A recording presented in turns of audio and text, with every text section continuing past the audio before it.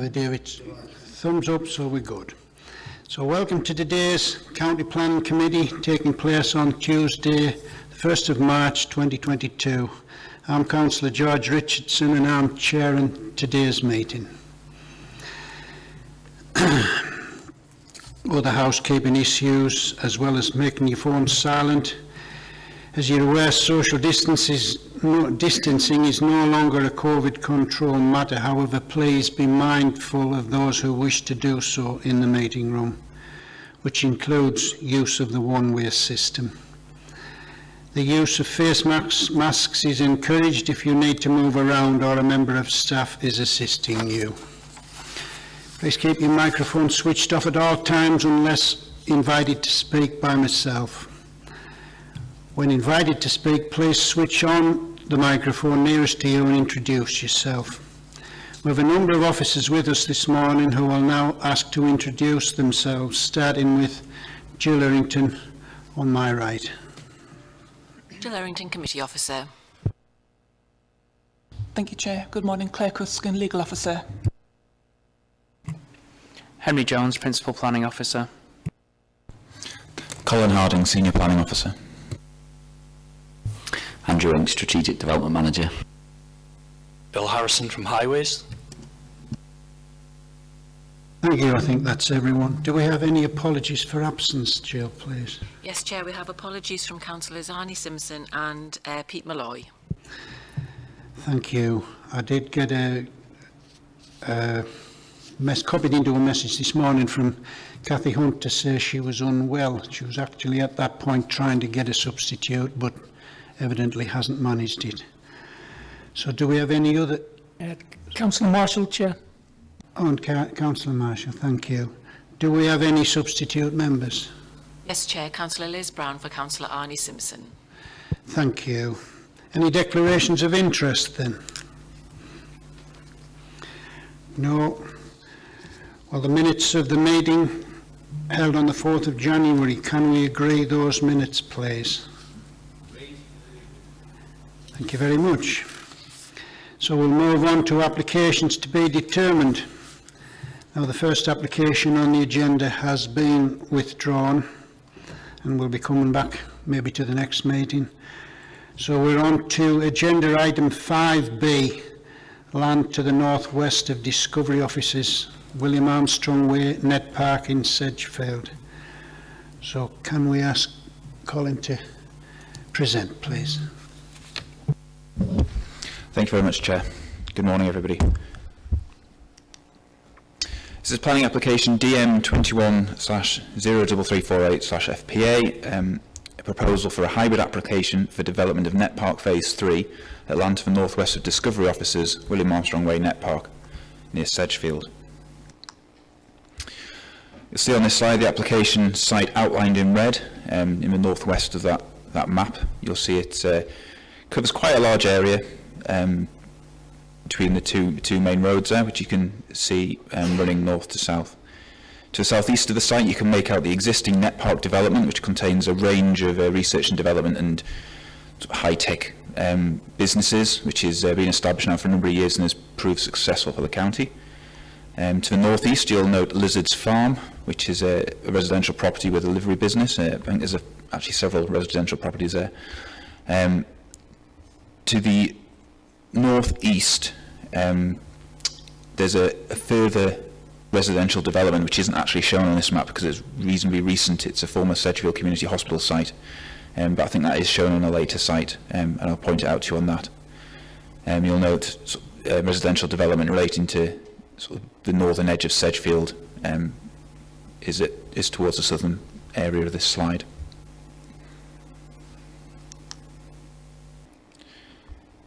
This is a slightly more zoomed in shot just to show sort of existing development and what's actually happened on the site. I'll come on to this in a little bit more detail when we get into what the application actually comprises, but the application site is broadly contiguous, although not entirely contiguous, with the red line boundary for a previous planning application, which is committee approved in 2018, I believe, which was also for the extension of Net Park. And as part of that, there was a full planning permission for the introduction of infrastructure, which has since gone in and is shown on this map. So you'll note that the road network shown is already in place and is available for use should other development parcels come forward. Here you can see Lizards Farm a bit more clearly to the northeast. You can just see the beginnings of the new residential development to the northeast as well, although it is substantially more complete than is indicated on this map at the present time. To the south of the residential development is actually an application site for another planning application which is currently under consideration by the council for a new running track. To the southeast of the application site, again, you can see the existing buildings at Net Park, which sit on the former Winterton Hospital site.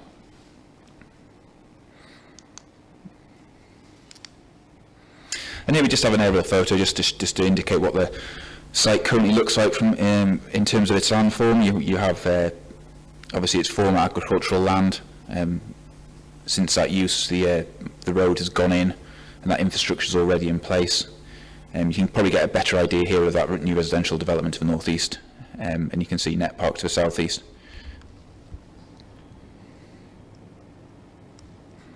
In terms of topography, the land does fall towards the River Skern, which is just to the north, actually just out of this shot. So there is a change in levels across the site, but again, we'll probably come to that in a bit more detail.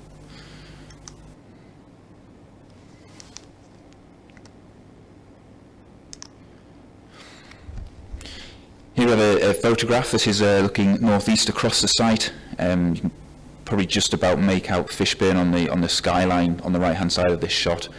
Just indicates the landscape is generally rolling farmland or former farmland, which has since either still currently in use or is ceased in that use since a road was put in. This is just a view looking north along the main road which runs to the west of the site. The western site boundary is effectively the right-hand side of this photograph, so you can see there's a change in levels there, and also there's an existing substantial sort of tree and landscaping belt.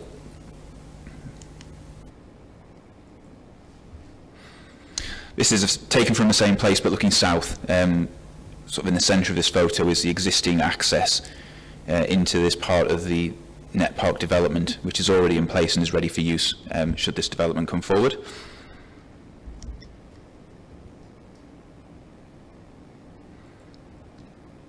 This is looking north across the western part of the site towards the River Skern. You may just be able to make out roughly in the centre of the photograph there's some buildings associated with Fishburn Airfield. Again, this indicates sort of the grassland nature of the site, I suppose, and the hedgerows and trees that currently populate it.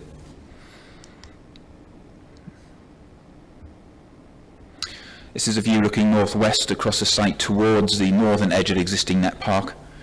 On the far right of this photo, you may just be able to make out a building, which is one of the existing buildings at Net Park. Again, it shows here quite nicely the slight change in levels from the existing Net Park development, which kind of sits on the ridge, and then the land starts to fall away towards the river. And this photograph is actually taken from the vicinity of Lizards Farm.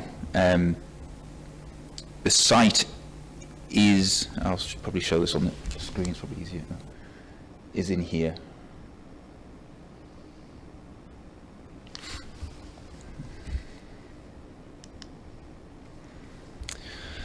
In terms of the application, it comprises a hybrid application, which means partially outline plan permission and partially full planning permission.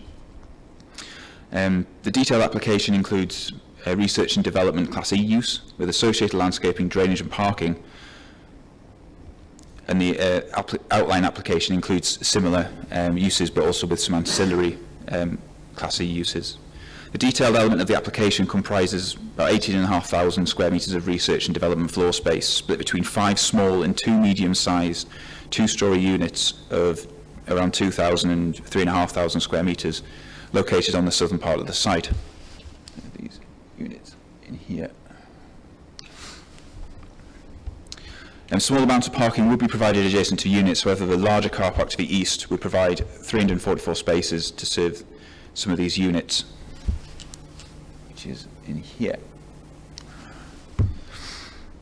The units themselves have been designed to provide a flexible approach to manufacturing, warehouse and ancillary accommodation at the rear, with the front and sides of the units providing opportunities for office and laboratory space. The outline application comprises up to 20,000 square metres of research and development floor space and up to 2,700 square metres of ancillary floor space. Effectively, these plots here and in here.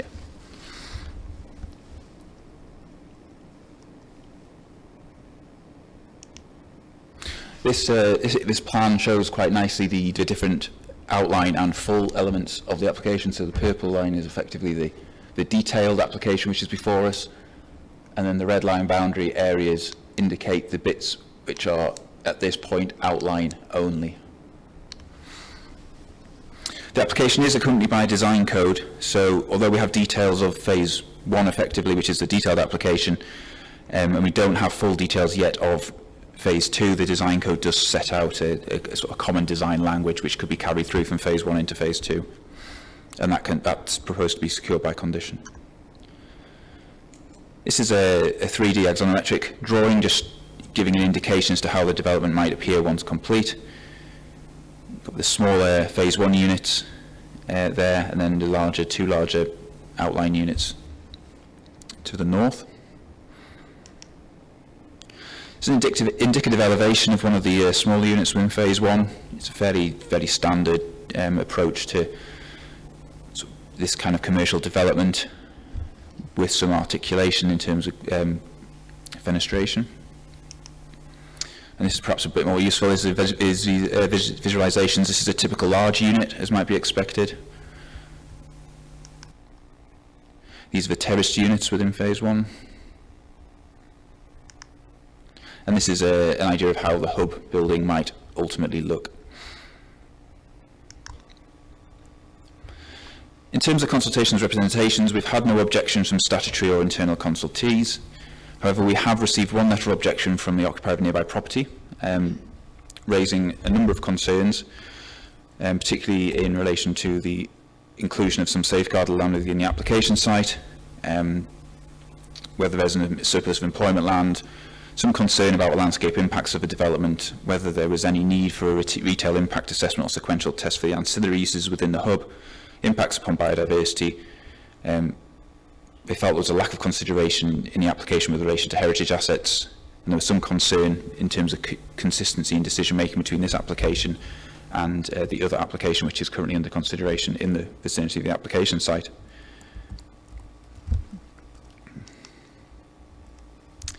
So to summarise, the application is in hybrid form. It's partially outline and partially full. The majority of the site does lie within an allocation within the County Durham plan for this nature of use. The land is allocated for the extension of Net Park. However, this does not include all the application site. The remainder of the site lies in land which is safeguarded at Net Park for potential future expansion beyond the current County Durham plan period. However, officers consider that the nature of this application, in the fact that it does constitute the extension of Net Park, and the amount of land, which is around 2 hectares, which would be taken out of the safeguarded land, would not compromise sort of the strategy behind Net Park in terms of its ongoing future extension and future development. This is entirely the type of use that the policy was really seeking in both the allocation and in the safeguarding for future expansion. And as I've said, no objections have been received, and we have received one objection from a neighbouring resident. Overall, officers consider the development is in compliance with the County Durham plan and also the Sedgefield Neighbourhood Plan, and therefore we recommend the application for approval. Excuse me. Thank you, Colin. Now we have 2 registered speakers who now, I understand, are just going to be accepting questions rather than a presentation. So if any member has a question at this point for the applicant or the applicant's agent. No? Well, we can now, there's nothing for you to say, Colin, we can now open it up to the committee to debate the application, please. Liz Brown, thank you. Thank you, Chair. Councillor Liz Brown, Neville's Cross. Question for Colin. The objection says that the proposal concerns main town centre uses. You did mention the sequential test, but you didn't go into any detail. Do you think you could elaborate on that, please? Thank you, Councillor Brown. Yes, it does. I think the issue here is whether it could be considered to be ancillary or not. Policy 2 of the County Durham Plan does allow for an element of ancillary use on employment sites. Obviously, County Durham Plan Policy 9 and obviously the MPPF talk about the need for a sequential test for town centre uses in out-of-centre locations, which this would comprise. But equally, it doesn't say, so there's no need necessarily to disaggregate larger developments in order to try and accommodate smaller parts of it on other more sequentially preferable sites. So I suppose the thing with this application is you're looking at the extension of Net Park as a whole, which is a significant amount of floor space, of which the main town centre uses actually only comprise a relatively small part. I think it's around 6%. And the question is, would you seek to disaggregate those main town centre uses so as you could accommodate them elsewhere, which might be more appropriate? Now, given that they are proposed solely and primarily as providing services for people who work at Net Park, you wouldn't really expect them to perhaps walk for over half an hour into Sedgefield to go and pick up a sandwich or to find a creche or whatever. Equally, you wouldn't expect them to probably walk to Fishburn, because again, that's a similar length of walk. It's essentially servicing uses for the wider extension. So I think there isn't really any requirement. Well, I suppose the requirement is to be reasonable in assessing whether you need to kind of disaggregate those uses from the overall application. And I think our view is very firmly that no, you don't, because they're not speculative uses. They're simply there to serve the wider development. So we've concluded that in this case, it wouldn't be reasonable to require a sequential assessment of alternative sites, because you wouldn't want to separate them off from the rest of the application. In terms of the retail impact assessment, effectively the threshold isn't reached, and there's a condition proposed which would limit the size of any single retail unit to less than 400 square metres. So, in retail terms, that's relatively small, and it wouldn't trigger the need to undertake an impact assessment. I hope that helps. Thank you, Colin. So in other words, we're looking at Starbucks and Greggs rather than Sainsbury's. And I couldn't rule out any operator, but effectively it's servicing for employees, which we'd expect here, not a destination retail element, I suppose, is probably the way I'd look at it.